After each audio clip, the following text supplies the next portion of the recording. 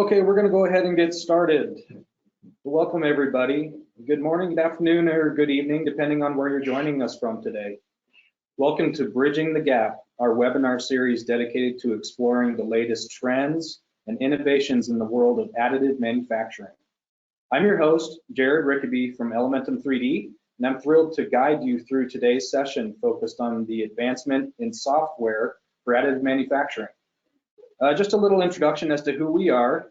Elementum 3D is located in Erie, Colorado, and we revolutionize the additive manufacturing market by providing innovative, designed for additive manufacturing metal feedstocks with our patented reactive additive manufacturing, or RAM technology, thus enabling the creation of complex, high-quality parts with exceptional material properties. As we push the boundaries of what's possible with 3D printing, the role of sophisticated software and technology becomes increasingly critical. Today, we have the pleasure of hearing from three pioneering companies that are shaping the future of AM software: Phase 3D, Addiguru, and Dyndrite. Each presenter will share insights into the cutting-edge technologies and how they're solving some of the most complex challenges in our industry. New software and technologies are advancing our materials and business, and we would like to think providers such as Phase 3D, Addiguru, and Dyndrite have a lot to do with that. Through firsthand experience, we've seen nothing but positive results and excellent quality from all three companies. As a reminder to everybody, if anyone has any questions during the presentation for any of the companies present, please feel free to add them to the chat section in the GoToWebinar display, and we will get to answering them during the Q&A session at the end of the webinar. So with that said, let's not wait any longer to get to it. Kicking things off, we have Noah Mosto from Phase 3D. Noah is here to discuss how their production solution specializes in providing advanced monitoring and analytic solutions for additive manufacturing processes.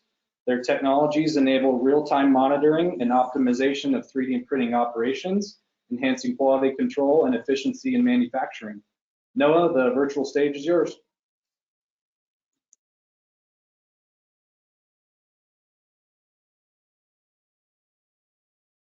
No, I believe you're muted. Of course I am. That's how it typically works. You can see my screen? Yes or no? Yep, we're all good. Thank you. Perfect. All right. So thank you, everyone. My name is Noah Mosto. I'm going to hide my video here so you can see my full screen. So I'm here today to talk about real-time inspection for additive manufacturing, representing Phase 3D. So to give you a bit of background on myself, I'm an engineer by trade, but I've gotten into business development as this technology really has the capabilities to do a lot. It is saying my screen is paused for some reason, but now we should be good. Can you see my screen change, or is it gone? It's gone right now. Let's we'll try and switch it right back over to you here. Cool, thank you.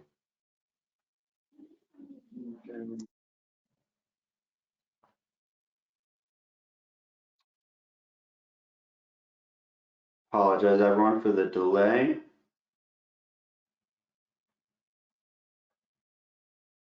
All right.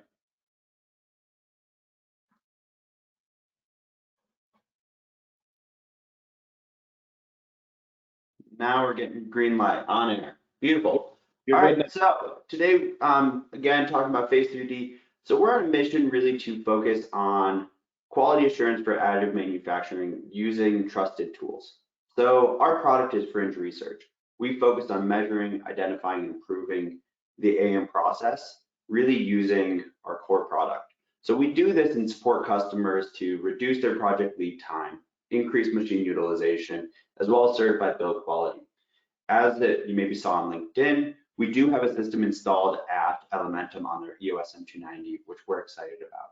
Now, we also support customers throughout the range of really where they are within the industry. So whether you're a researcher, working on product development, doing design for additive manufacturing, or getting into production, we're able to support you by taking these key measurements. Now, one thing where we are a bit different for the panel today is we are a hardware and software solution. So our technology uses structured light to be able to measure. Now, has this changed? Did the screen change? Nope, still looking good now. Okay, we're moving along, perfect. All right, so as you can see here, we use structured light and really fringe projection, which is a well-known technology to be able to look at what is happening within the build itself.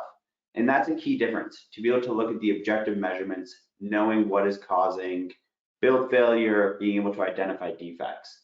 So we do have a camera and projector. I'm not going to dive deep into fringe projection today. However, we do have a blog post coming out soon if you want to learn more, or just Google fringe projection. You can understand really the basis of it. Now, if you're in a lab, you may have a Keon scanner, a ferro arm, similar technology. However, we've created ours from the ground up to be able to be optimized for powder-based additive manufacturing. So our core focus area is metal powder bed fusion, binder jetting, as well as we are doing work for the US Air Force for cold spray, again, using structured light. And so as you can kind of see in this little GIF, the difference here in what we're able to use structured light for is to be able to see where variance or where the part changes and where height is different. And that is all for the key measurement itself. Jared, slides are changing, we're good? That's not changing. Not changing on our end, Noah. Of course. Beautiful. Give me 1 second. Well, it was doing so well in practice.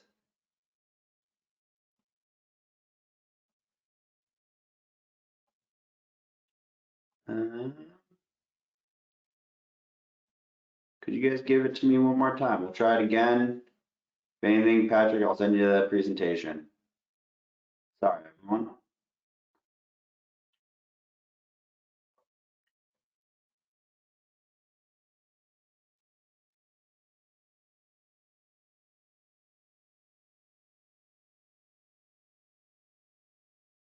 Just see if it works. Okay, should be kicking back to you, Noah. Maybe try advancing a couple slides just to make sure it works. Yeah, we're seeing something different there, so looking good. Did it change again? Yeah. Paused again. We're on powder measurement, fringe research. Slide Okay. 4, and then it switched. Yep, Okay. looking good. Has it changed? Are we moving back and forth? Or is it paused? No. Unfortunately, paused, and we're seeing powder measurement. Oh, there we go. Okay. Something Alright. changed. Okay, just a slight. Okay, slight delay. I think we're okay. Cool. All right, I'm just closing everything else out so that there's nothing to be going on. However, it says we're paused. Of course it does. Well, we're gonna need to figure. All right, so it says we're on air. Hopefully we're rolling. It keeps giving me the pause time, but I'm gonna back out here. So again, we take fringe projection measurements. Hey guys, this slide presentation is not working for me, so I might need to just pass it over to Patrick. We're just getting paused constantly. So not fully sure what you would recommend. Just have them, Just have them keep just have them talking. talk about, talk what's on the screen. All right, so I'll keep running here, but in essence, and I'm even just gonna stop presenting because we can talk about this maybe even a bit better, is looking at fringe projection and powder measurements. So what we look at within our measurement itself is taking 3 measurements. We focus on looking at the powder measurement, the melted area measurement, as well as true layer thickness. So all this again is for using structured light. So we take a measurement after the powder is spread, area is melted, and then as well as looking at what is occurring for the powder, how much powder is spread across the region.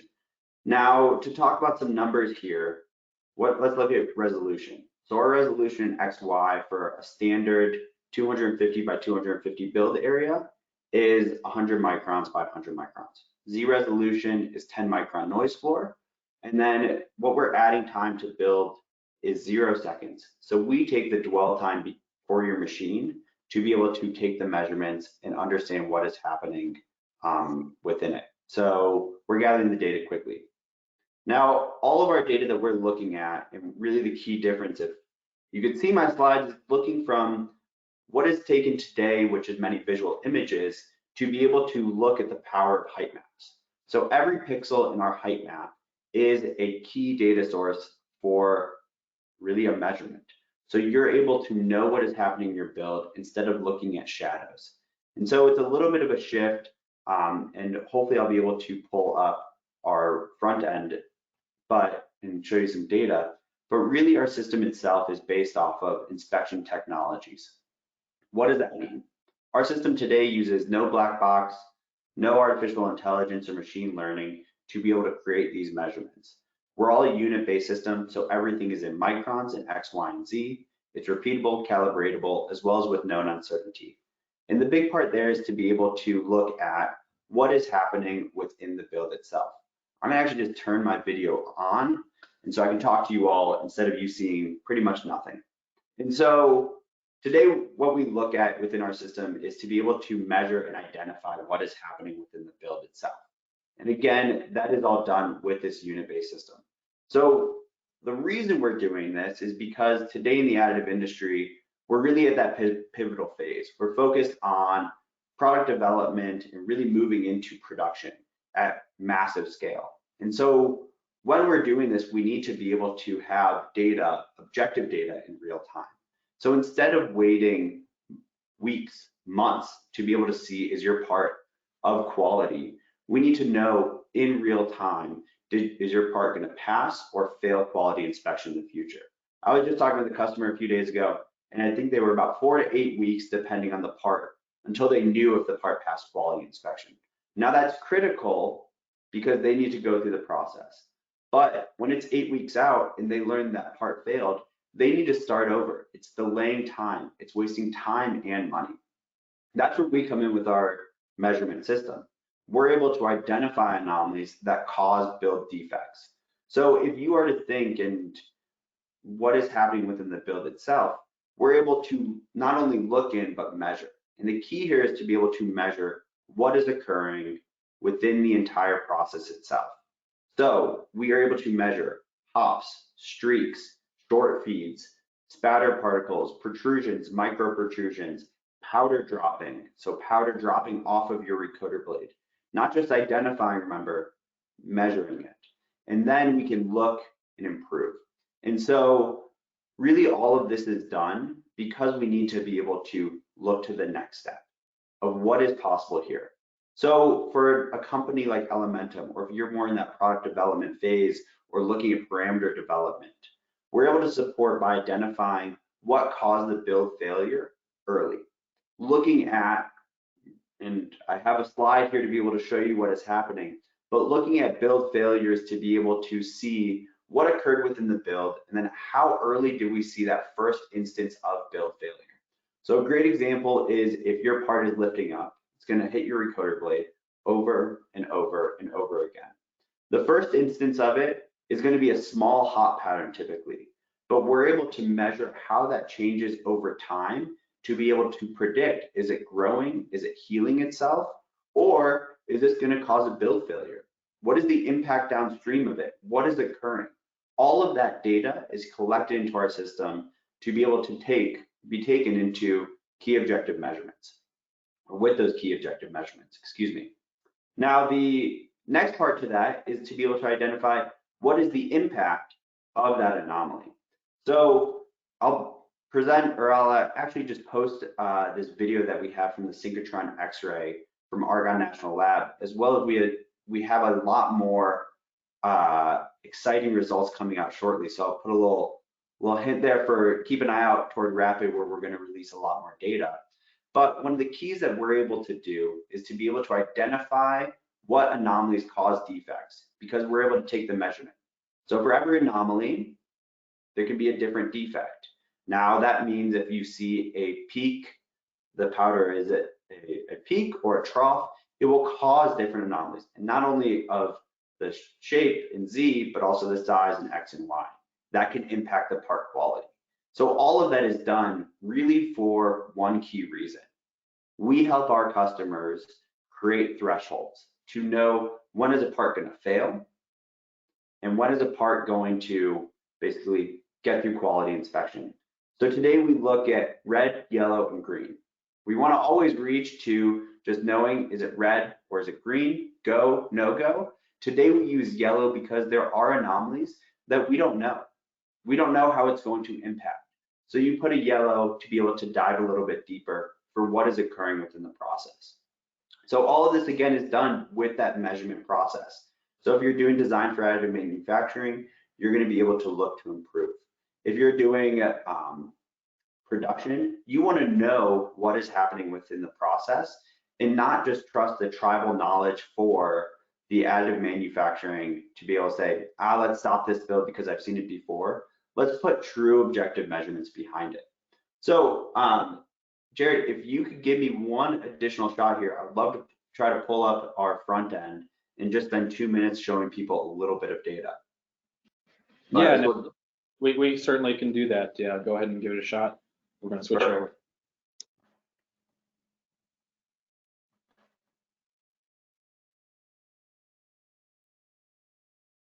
All right, and sorry for the technical difficulties, everyone. You can reach out to me, find me on LinkedIn, or reach out to me through our website. All right, you're able to see this front end, yes? We got it, yep. Beautiful, all right, so this is really the exciting part. Let's look at really what's happening here. So we have 3 key stages within our front end. This is what is on the computer right next to the machine, or you can view this data at your your workstation at the office, depending on your requirements, maybe even at home if you can access the data. But what we focus on is red, yellow, green, what I talked about. Categorizing the anomalies in the first stage, looking at what is occurring within the process, being able to see and create the knowledge for what caused a defect, and being able to look, again, red, yellow, green. This is what it all comes down to, go, no go. And so looking at the data is how we are able to understand what is happening within that process. The second stage here is looking at our 3D visualization. Now everything again is through our measurement, so we're able to quantify what occurred within the part, in the build itself, or over the part, and throughout the build. So if you want to look at just smaller anomalies and be able to categorize streaks that are going through the build, we can mask them out. Same with hops, we're also continuing to grow this mask to look at and be able to identify the anomalies that I talked about before. Hops, streaks, short feeds, and everything else. Now, I'm going to go and hide this because some of the most rich data is within the 2D visualization itself and the analysis that you can do here. So this is a height map. Every pixel, as I mentioned, is a measurement, as you can see on the top. But let's go to a more exciting layer. So here we can see hops, where the protrusion is, and now red is 300 microns in the positive direction. Blue is 300 microns in the negative direction. We're able to see where hops occurred and how it protruded down or extended down the build area, as well as what is occurring within the build itself, short feeds and protrusions. Now, as I mentioned, and I'll show you some examples, we take 3 measurements. The first is this powder layer. Now, if you do want, we do have a camera within our system, so we have that visual image as well for you to see what you know. As I know when I was learning and kind of getting used to this, it took a second to understand what is this, what is happening, but I know visual images. I've seen a lot of these, so it's a good correlation. The next step, we have a melted layer as well. So we're able to know and take that measurement for what is occurring within the process. And then the final stage and the final measurement is that, I wasn't able to even show you the slide, but we take a measurement after the build elevator is lowered, and that allows you to take true layer thickness measurement. So how much powder is spread across the entire area. I believe this is around a 50 micron or 30 micron build. I need to check my engineers. But what's amazing is we're able to take measurements across the melted surface and know how much powder was spread across your part. Now, we may think it's just 2 times the layer thickness. It's not. From research and through our measurements, we are really more seeing around 3 to almost 4 times the amount of powder that's spread across your part, especially looking at that 30 to 50 micron layer thickness. So I'm going to leave it here. I'm sure, I'm sorry you weren't able to see all of my slides, but I'm going to pass it over as I want to give time for SK and Dalen to present as well. So thank you. Yeah, thanks, Noah. Thanks for that insightful presentation and good job despite some of the technical difficulties we've had here. So we're going to continue on. Much appreciated to Phase 3D. Next up, we have SK from Addiguru. He's going to share with us their real-time monitoring solutions that are ensuring quality and consistency in AM production. SK, go ahead and take it away. Oh, what are you guys doing? Thank you for having me here. Can you guys see my screen? Maybe I'll hide my video. This good meeting. Can you guys see my screen okay? Looking good, SK. All right. Yeah, well, thanks for everybody for being here. It's and Noah, I hope my slides work in this case. It's interesting how but you manage it pretty well. And also thanks for setting up the stage for real-time monitoring aspects because the benefits are if you do real-time monitoring is what Noah mentioned. We'll mention a little bit of that. A little bit about Addiguru. Addiguru, we started Addiguru about 5 years ago. We do real-time monitoring and issue detection for additive manufacturing processes. Addi comes from obviously additive manufacturing, and Guru comes from the fact that we are creating an intelligent software to help the industry. My full name is Shuchi Kurana. I go by SK. And I have a lot of experience in more than 20 years of experience in doing data analysis for welding, joints, and other processes, manufacturing processes, including residual stress prediction, microstructure prediction, and others. And having commercialized various products, this thing was close to my heart when I realized that the industry is going towards a very complex way of detecting issues. And we said we need to have a very easy to use solution which also uses off-the-shelf sensors. So we're primarily a software company, and we are focused on reducing validation and verification time by providing probability of defects.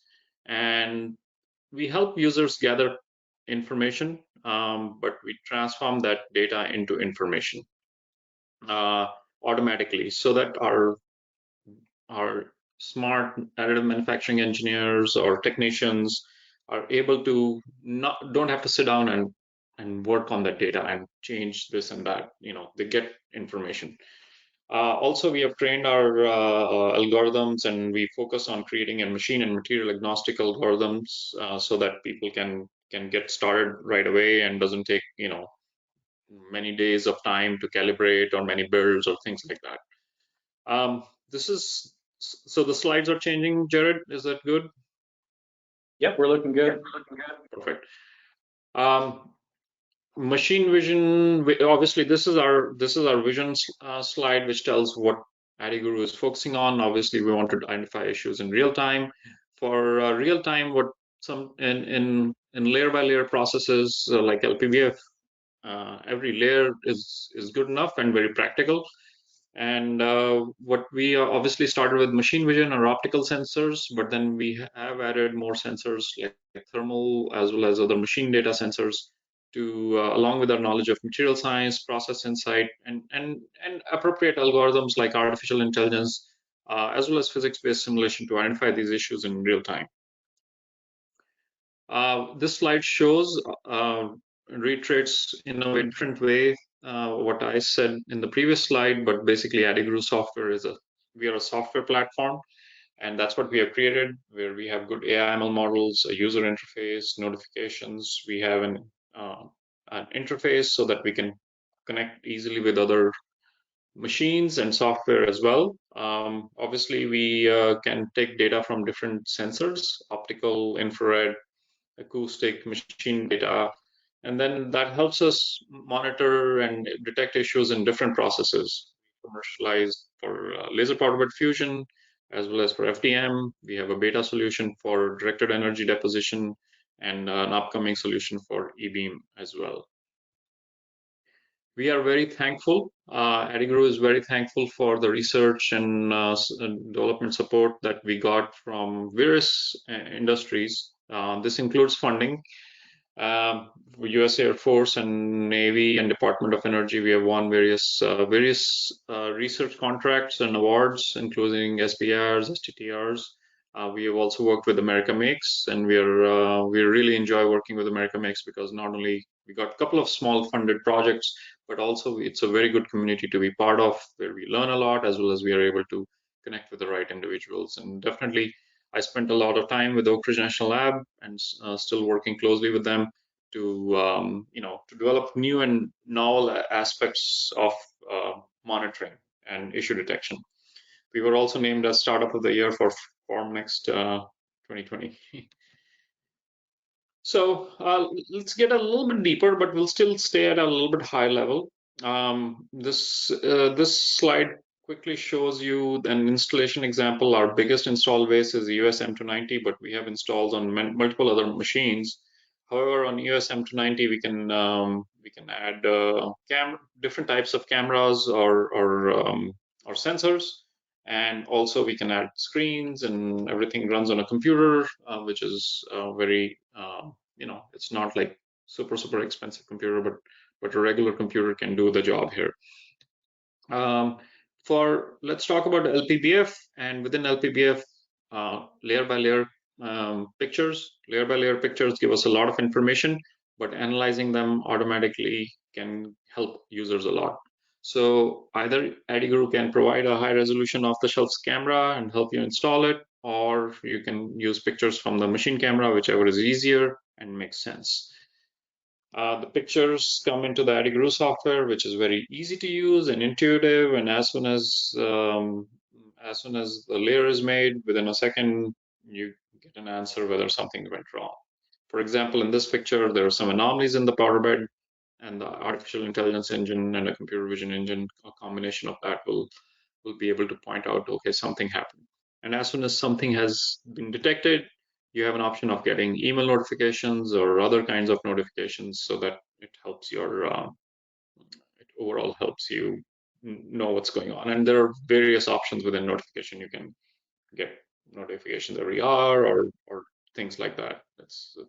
We have added a lot of user dependent settings. Anyways, you don't only just get a notification that something went wrong, but also it tells you what went wrong. So that's the beauty of using artificial intelligence, is it can categorize it for you, and that can be very helpful. You can get parts filling, distortion, recorder streaking, recorder hopping, spatter, general anomaly.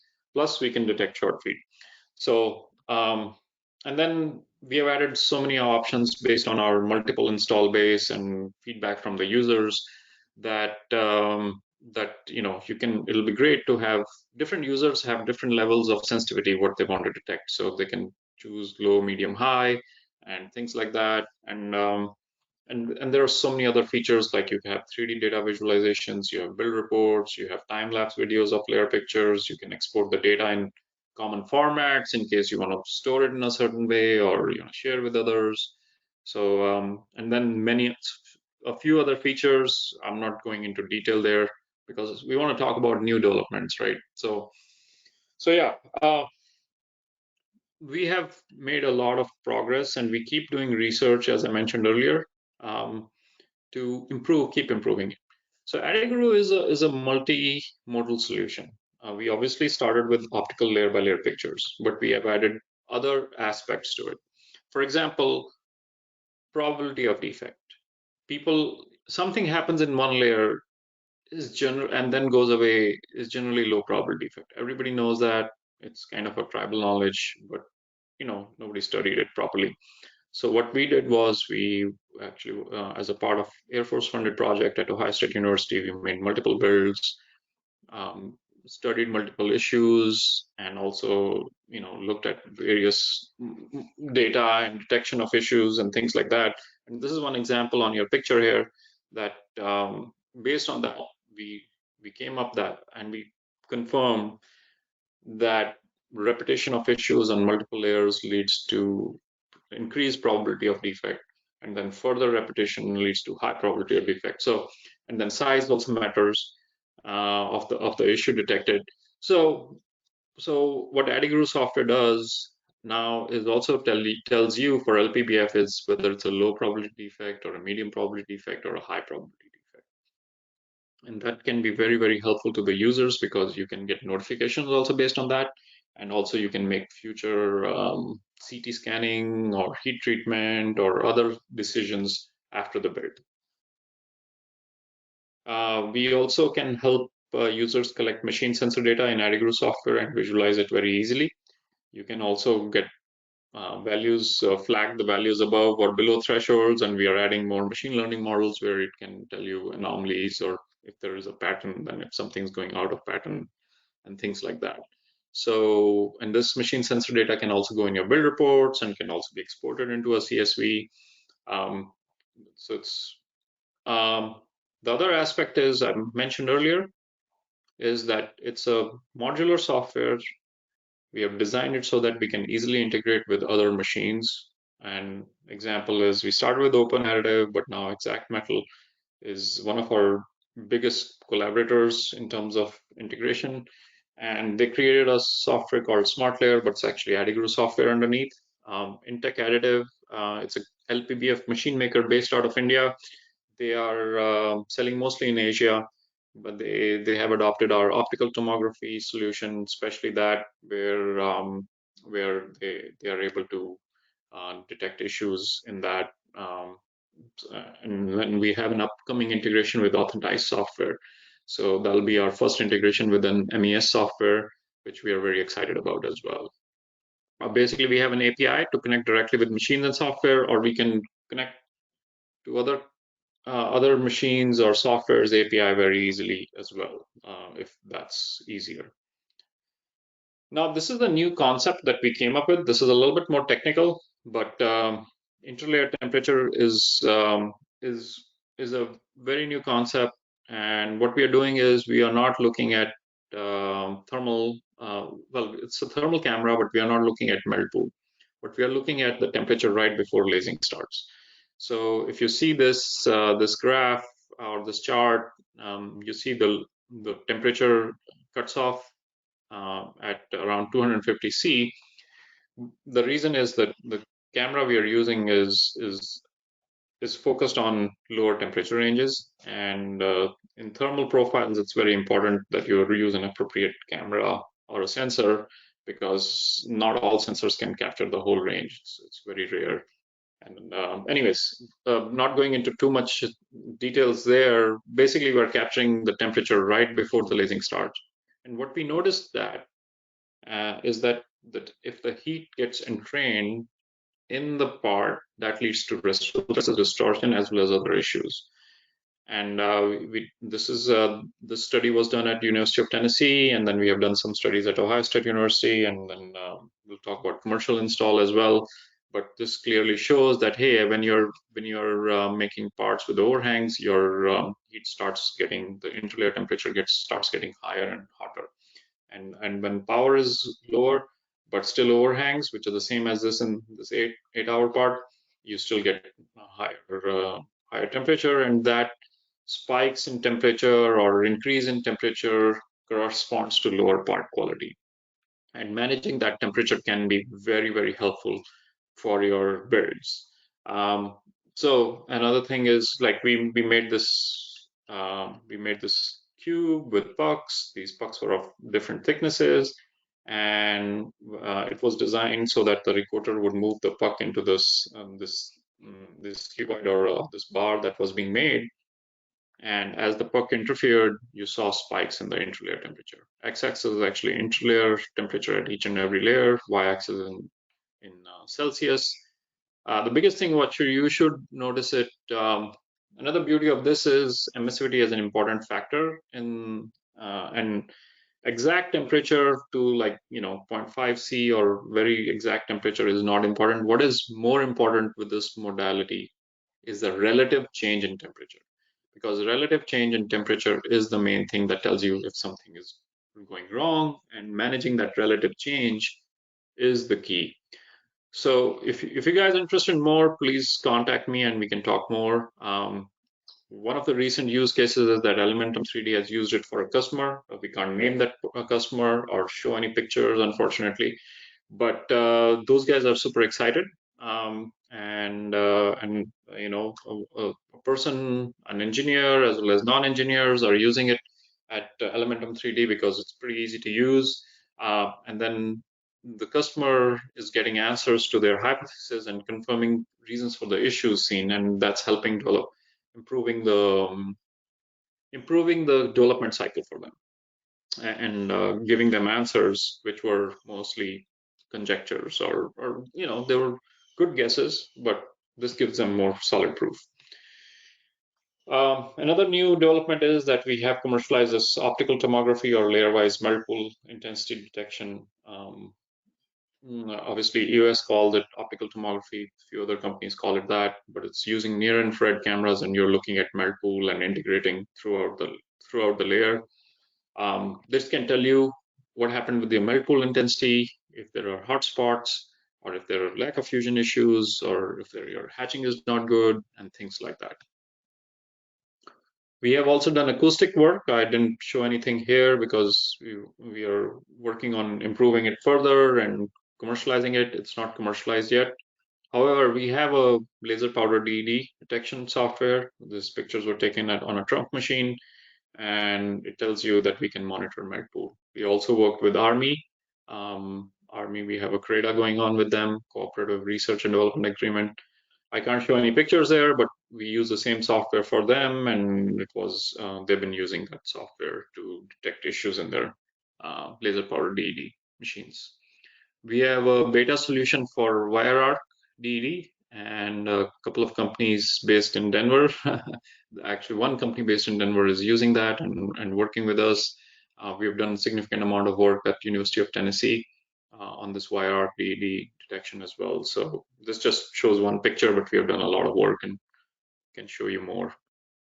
We have an FDM solution as well, which is commercialized for many years, and it's available for industrial printers. Overall, I'll stop quickly in the interest of time. Addiguru is a software platform. We use off-the-shelf sensors, and we're primarily a software company, but we'll bring in appropriate sensors for the users based on what they want to detect, provide that information, and provide our software so that you can collect the data and automatically detect issues. And you can obviously do that for various processes. Another thing that's very important to Addiguru is that we want to be collaborative and integrate Addiguru software with different machines and software so that we can overall help the users and the industry move faster. So thank you for having me here. Really appreciate it. And yeah, I think we're doing question and answers at the end, right? Yeah, you got it, SK. We'll do everything at the end. Much appreciated from Addiguru there. Fascinating look into the future of AM monitoring. So thanks, SK, for that presentation. Last but certainly not least, we have Dalen Lyles from Dyndrite. Dalen is going to introduce us to Dyndrite's revolutionary approach to AM build preparation, setup, and customized design. Dalen, the floor is yours. Awesome. Thanks, Chip. Good morning, everyone. My name is Dalen Lyles, and I am an application engineer with Dyndrite. I'm going to go ahead and turn off my camera so you can get a better view of the presentation. Excuse me. Well, there we go. So to get started, who is Dyndrite, or what is Dyndrite? Dyndrite is a software company with the goal of providing an advanced tool set that enables digital integration of the additive manufacturing process, as well as advanced build prep and tailored tool path generation. The tool set is most publicly available via the Dyndrite LPBF Pro. LPBF Pro is provides a scriptable workflow automation necessary to realize the opportunity of that AM provides for critical manufacturing applications. The tool enables sophisticated process control and repeatability needed to execute complex material and process development studies, codify the knowledge within a team, and transition the standards to part production where consistency and transparency are paramount. So I read that paragraph because it is a great look at what we believe we're doing with the software. And it shows up with how we break the build prep operations into atomic operations, where you can individually decide what you're going to do in a logical manner, as well as interrogate what you've done to build off of it and create a feedback loop to better optimize your process. So this is when you import any kind of CAD model, you can look at it and see where it exists on the build plate. If you generate regions or supports or labels, you can look at what was actually generated. So how much area was the region? How much volume was the support? Where in space do these exist? So do I need to do compensations? If you had this much data in only a GUI format, it would become burdening for the end user. Instead, you would need to take more of a Pythonic or programmatic approach to interrogating it. The way that we help enable this is via Python. We have a Python API that allows you to integrate into the application and drive these processes in a logical manner. The reason that we do this is we're hoping to address some of the challenges in the additive manufacturing data management. Existing tools are either overly cumbersome and have a lot of buttons that you have to click to try to get to the information. This causes end users to kind of become weary of digging too deep because they don't understand what's happening from the buttons they're pressing and what's going on in the black box of the software that they're using. This then drives the users to take a more rigid approach, lock down build setups. You slice it once and you never slice it again because you validated that and that's it. When this occurs, unfortunately, it makes the whole additive process rigid, and that is not what additive manufacturing enables. It enables you to freely optimize and change your process without having to retool. So, for example, if you're doing patient-specific implants, if you have a controlled process where you know all the inputs, then you could potentially have infinite patient implants as long as it's constrained to your process. Or if you want to do consumer goods with mass customization, so users are uploading textures that they want on a computer mouse. This is something that we should be able to enable, but without having a user or a technician engaging in software to do it for each and every model. It becomes unscalable. So the way that I mentioned that we do this is with our APIs. The other thing that's nice about this is once you start getting into a more regulated industry such as FDA or FAA, you start trying to control more and more and generate more and more data.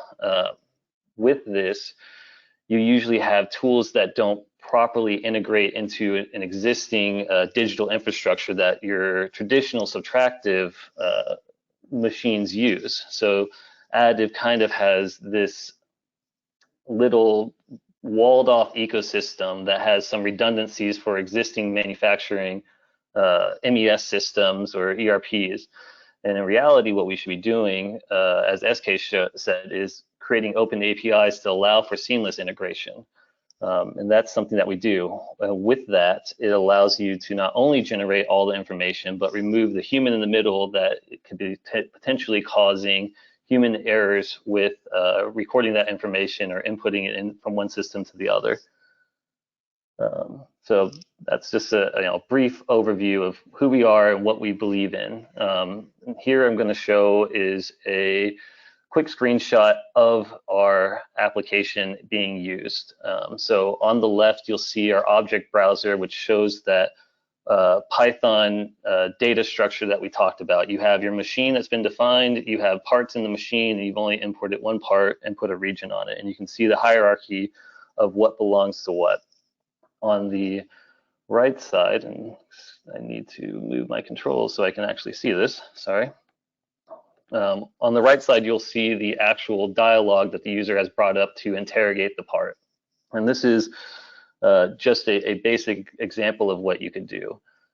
We are showing that you can get, what colors may be on it. So if this was CAD data and the upstream design engineer has color-coded surfaces for certain surface finishes or certain post-processing operations, you can import that and help that drive your process. Or you could find out where the part exists in world space, or if you've taken on a hybrid approach where some people are working within the GUI and then you transition into a Python workflow that automates the post-processing, you can pull out all the transforms that they may have done to it and use that to maybe drive some scaling or compensations based on laser angle of incidence.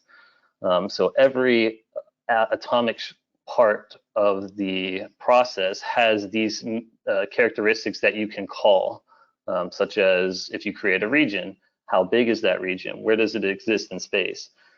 If you have a support region that's floating high up and you need to put supports on it, you may want to have a denser supports survive the long growth before it hits that region versus a support 2 millimeter or a surface 2 millimeters off the build plate could be a little bit more sparse. So the there we go. So the next thing that we do is using these atomic operations, you can start building out repeatable scripts such as build automation. In this example here, we have worked with ASTM CMDS to help automate some of their builds for material data acquisition.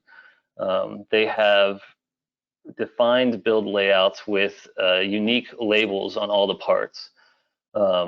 In the past, ASTM had to have an engineer ready to work all day just to put together this build and label it.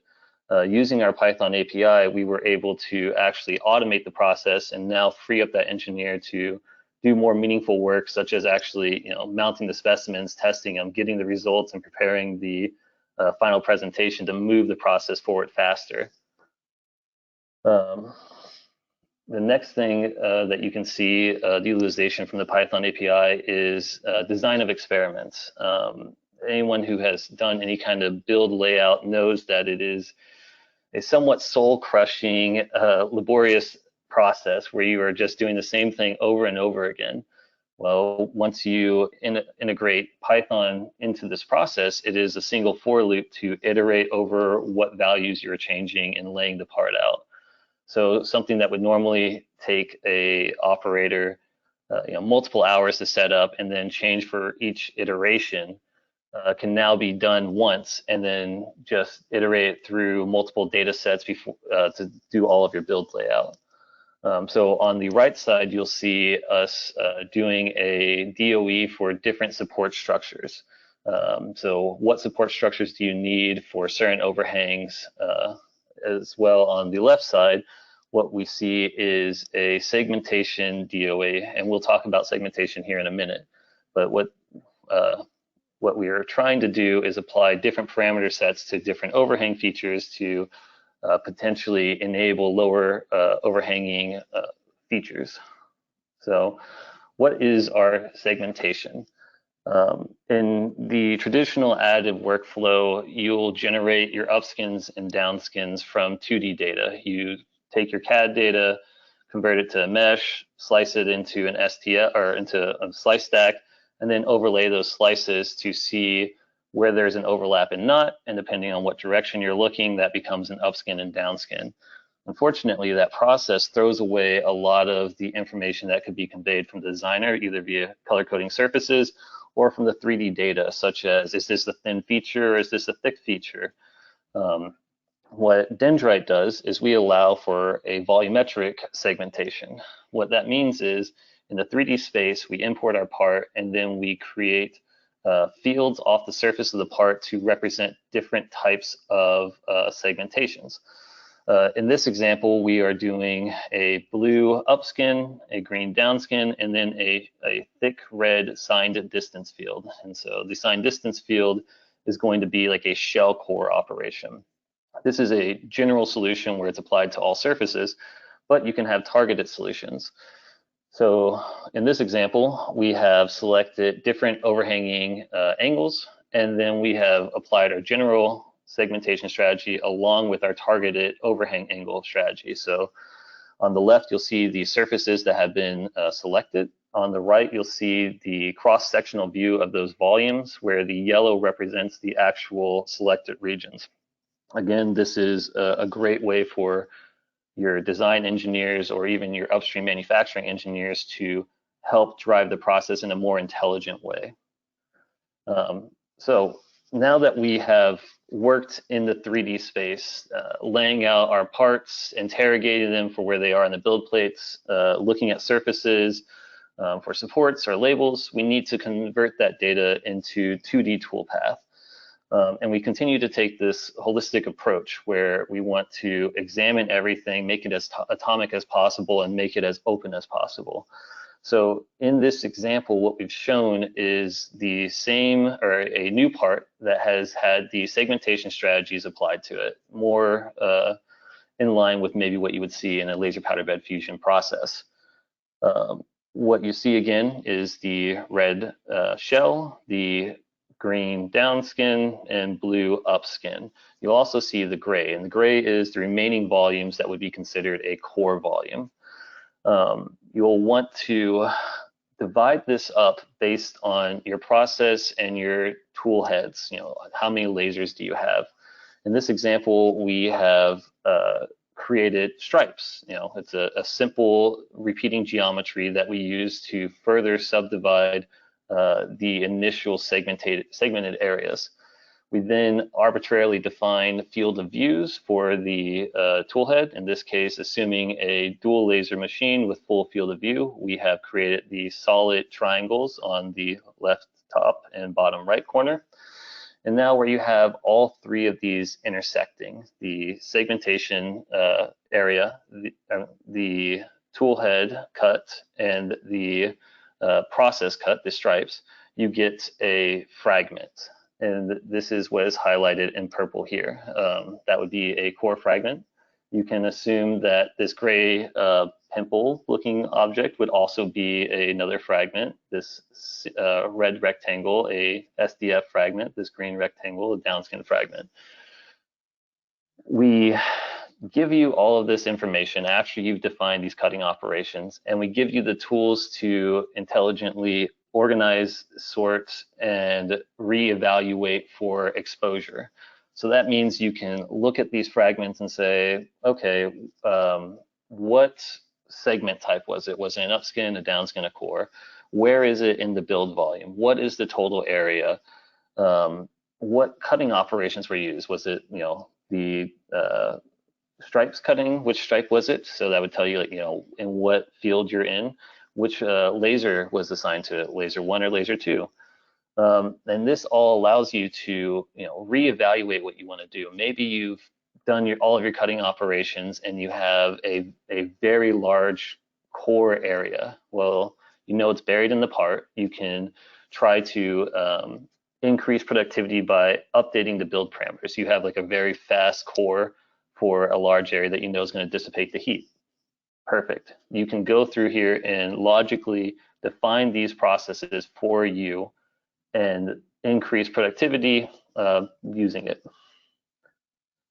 So what does that look like? Again, with our Python API, this would be an example of you defining on a per layer basis that logic. So this is what we call a callback function. You can think of it as layer logic.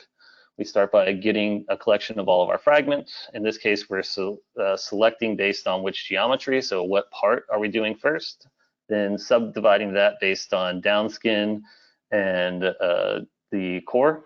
Then we update our hatching. So this could be as simple as just changing your scan angle, or, you know, maybe going for a higher optimization. You want to change your hatch spacing and your build style application. Then you sit and set your order of exposure. So first doing your downskin, doing your core, and then doing your parameters. Obviously, this is a very simple callback function, but this is the building blocks that allows you to further explore what's actually happening in your process. When you are at this level of control, defining what vectors are actually being written out, it gives you even more freedom to try unique things. So in this example, we are parametrically driving unique hatching strategies. Obviously, this is cutting edge technology that's being explored right now, but maybe not all machines have the galvos that allow you to quickly turn on and off it. Well, you can still simulate what those paths are going to look like by defining it using a general equation. So bottom left, general hatching. Top left is going to be a stir. On the right is going to be a figure 8, and on the bottom right is going to be a arc back and forth, mimicking traditional welding paths, since we are just doing micro welding. So with that, what machines can we integrate into? Obviously, any machine that has a very open approach to additive manufacturing, such as exact metal, Econity, open additive, SLM, even Renishaw, we can have these low-level integrations where you are setting exposure order, you are updating hatching and contouring, where you're doing your volumetric segmentation. While other machines, we do have a slightly less integrated level, but are still able to do up to a volumetric segmentation. So, it's all great on paper, everything is exciting, but what actually happens in the real world when we try to apply that? Well, combining Dyndrite's tool set and Elementum's knowledge of their materials, we decided to set out on a simple overhang DOE. The idea was, how do we push the boundaries of overhanging coupons on a legacy machine? In this case, we were working with an SLM 280, Elementum's A2024 Ram 2, and generally we'd be happy if we got down to 30-degree overhang. Of course, we always want a nicer surface finish, and there's room on the plate, so let's see how thin of walls we can print. Using our volumetric segmentation and Elementum's proprietary knowledge of their materials, we set out to do a DOE where we explore different segmentation thickness and different energy density applications. So you can see in the bottom middle picture what that rough preview is going to look like. We took a overhanging feature, we applied 4 downskins, creating the energy gradient from the surface of the part to the core. Each of these had varying layer thicknesses based on our DOE and different parameter combinations. We started off by testing between 10 and 40 degrees, and on our very first print, we were able to successfully print a couple coupons at a 15-degree overhang, and I think almost all of them failed at 10. I think we had one that was close, but we decided to down select to a subset of the parameter sets and look at only 15 degrees and up to try to accelerate our study. Again, we ran the experiment, this time adding contours, and I believe every part printed except for maybe 1 or 2 15-degree coupons. So it was a very exciting second print where we pull parts out and they already start looking really good. Obviously, as you get down to 15, 20, and 25, it's a little rough, but you successfully built without any supports on it. So from here, we refined it, or we decided to add in some more coupons to see, what is the limitation of this parameter set that printed really well. So Jarrett was able to come up with a very wide range of potential applications, thin walls that are convex, thick walls, and I added in, let's see what we can do with thin-walled features and a spring. I mean, everyone in additive wants to see a spring every now and then. So on our first shot, everything printed without any kind of recoder interactions or failed parts. With varying levels of success, as we saw on our previous prints, 15 degrees and 20 are still pretty rough, but it was amazing to see how quickly we can get there with just a couple of prints. So here's just a couple images that we can jump through and look at. The thin walls are defined with single vector passes. So it allows you to be very accurate with how far apart and how many hatches or contours are being applied to that thin wall. But yeah, so the end results is you can remove supports and you can save money and time. And with that, I think I'm gonna hand it back over to Jarrett so we can get into some questions.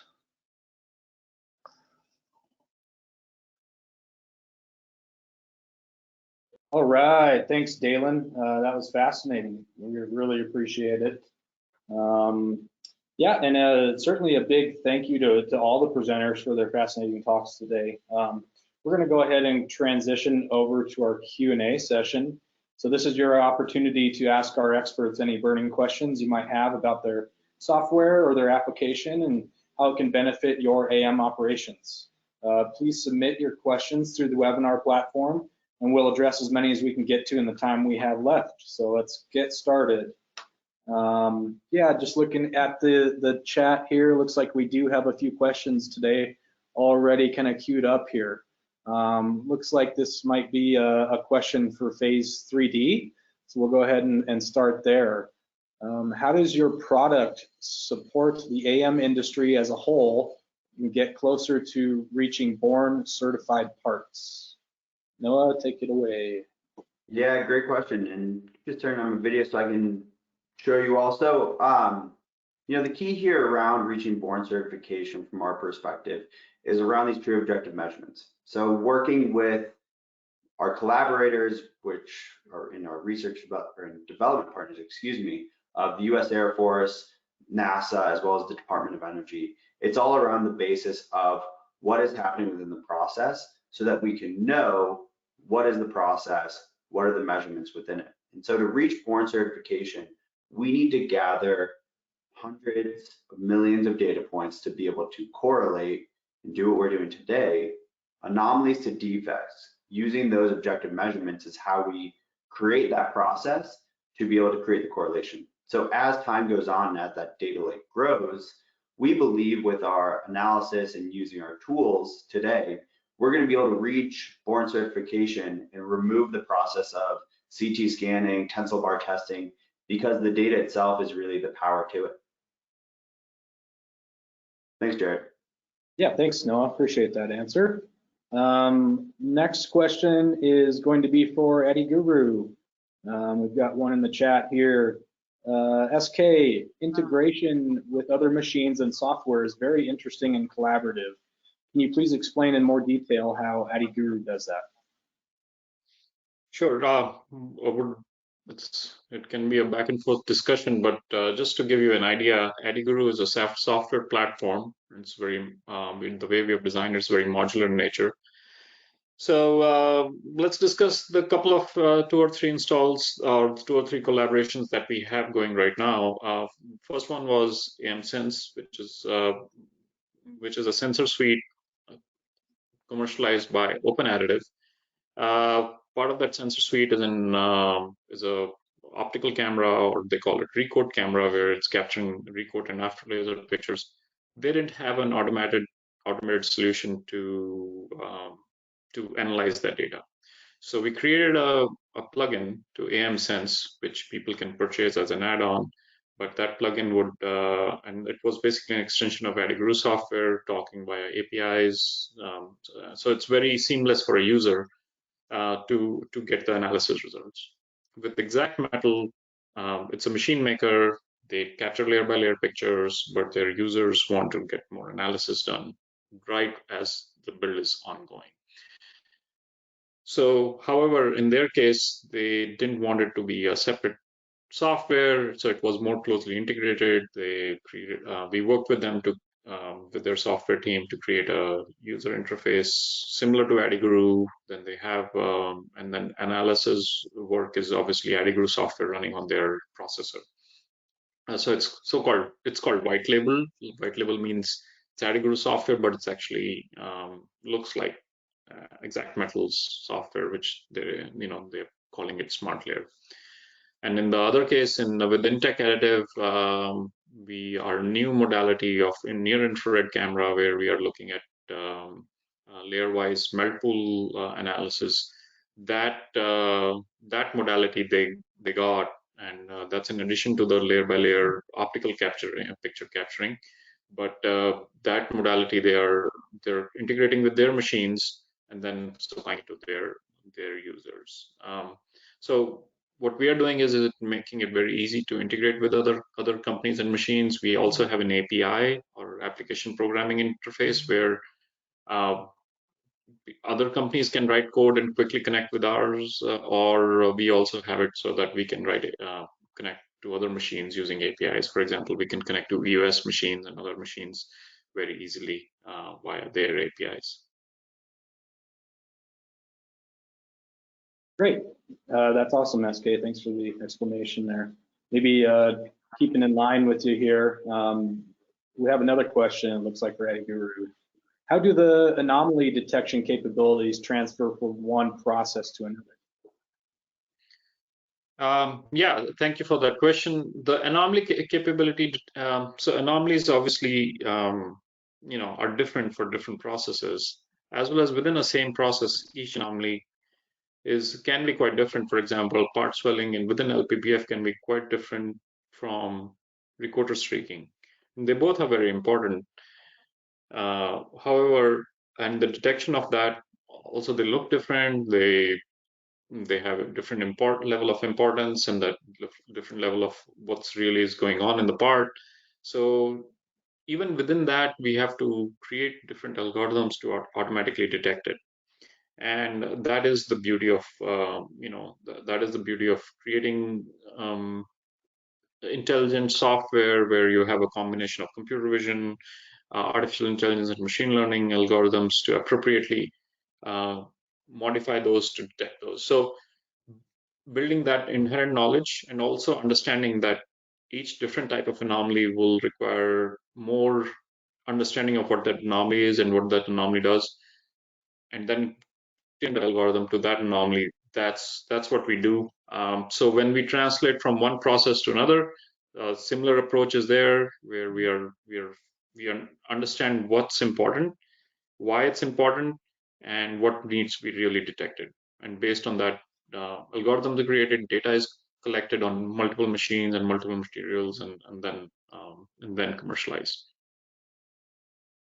Yeah, thanks, SK again. Looks like we have kind of something again, a similar type of question, possibly for Phase 3D and Addiguru. Whoever wants to jump in, go ahead. Have you been able to correlate build anomalies to part defects?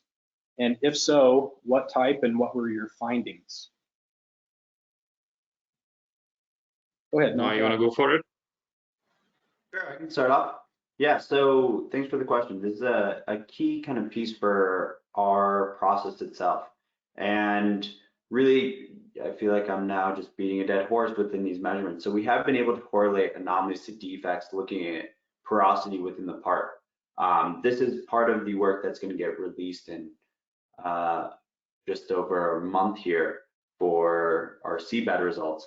But this work has been done for the US Air Force, NASA, as well as some commercial customers of ours to look at keyhole porosity formation and what causes that. And that's looking at the shape and size of the anomalies. So I don't want to share too much today. The short answer is yes. And it's really being able to create those thresholds.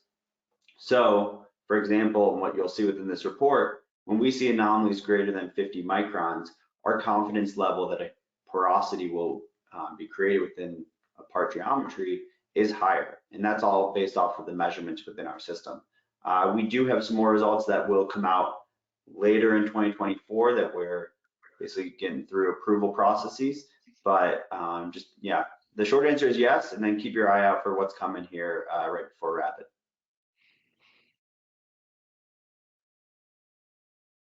Yeah, so anomalies to defects is very important, right? You can see anomaly in each layer, but does that translate into defects? That's super important to know.